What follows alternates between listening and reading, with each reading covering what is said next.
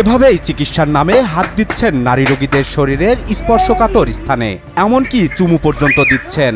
এদের মধ্যে কেউ এসেছেন রোগ সারানোর আশায়, কেউ স্বামী স্ত্রীর সম্পর্কের জটিলতা নিয়ে, আবার কেউ এসেছেন ঘর ছেড়ে চলে যাওয়া সঙ্গীকে ফিরিয়ে আনার আশ্বাসে। আর এই সুযোগে চিকিৎসার নামে এমন যৌন হেনস্থার অভিযোগ খুলনার ফুলতলার মঠবাড়িয়া গ্রামের কথিত এক কবিরাজের বিরুদ্ধে। কি রোগ আছে না আছে সব যদি এই জায়গায় আমি দেখতে পারি, বলতে পারি, যা আপনাকে মতন সাধারণ মানুষের কোনো চোখে পড়া সম্ভব হবে। সমস্যা সমাধানের আশ্বাসে আড়ালে লুকিয়ে আছে আপত্তিকর আচরণ, যেখানে চিকিৎসার নামে বছরের পর বছর ধরে চলছে ঝাড়ফুঁক, তাবিজ কবজ আর অলৌকিক কেরামতির এক ভয়ঙ্কর ফাঁদ। এই প্রতারণা সাম্রাজ্যের মূল হোতা তথাকথিত কবিরাজ জাকারিয়া। এমবিবিএস বড় ডাক্তার এসে পর্যন্ত পরীক্ষা করে গেছে, তার রোগের কথা আমরাই জিজ্ঞাসা করি।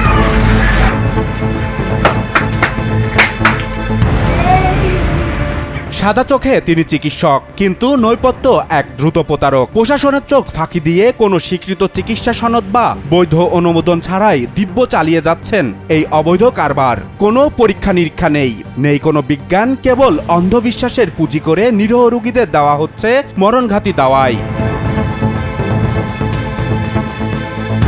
লোকালয় জুড়ে তার পাতা জাল মারাত্মক। পারিবারিক কলহ, স্বামী স্ত্রীর চির বা ঘর ছাড়া স্ত্রী অলৌকিক ক্ষমতায় ফিরিয়ে আনার লোভ দেখিয়ে জিম্মি করা হচ্ছে সাধারণ মানুষকে, হাতিয়ে নেওয়া হচ্ছে লাখ লাখ টাকা। কথা বলে আপনি তো তাকে ডাক্তারি ওষুধ খেতে নিষেধ করলেন, এখন ওই ওষুধ খাওয়া যদি বন্ধ করে দেয়, যদি ওই বাচ্চার কোনো অকারেন্স হয়, ড্রাইভার কে নেবে? সে ড্রাইভার আমি নেব। এই ড্রাইভার আমি কেন নেব? কারণ ওই বাচ্চা যে লিভারের যে প্রবলেম আর রক্ত শূন্যতা, এটা জেনের কারণ। কিন্তু এখানেই শেষ নয়। জাকারিয়ার এই আস্থানায় ওত পেতে থাকে আরো বড় আতঙ্ক।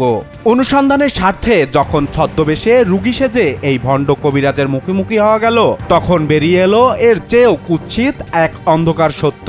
চিকিৎসার নামে ঘরে আসা অসহায় রোগীদের স্পর্শকাতর স্থানে হাত দেওয়া এবং প্রকাশ অযোগ্য অশালীন আচরণের অকাঠ্য প্রমাণ মেলে এই তথাকথিত পবিত্র আস্থানায়।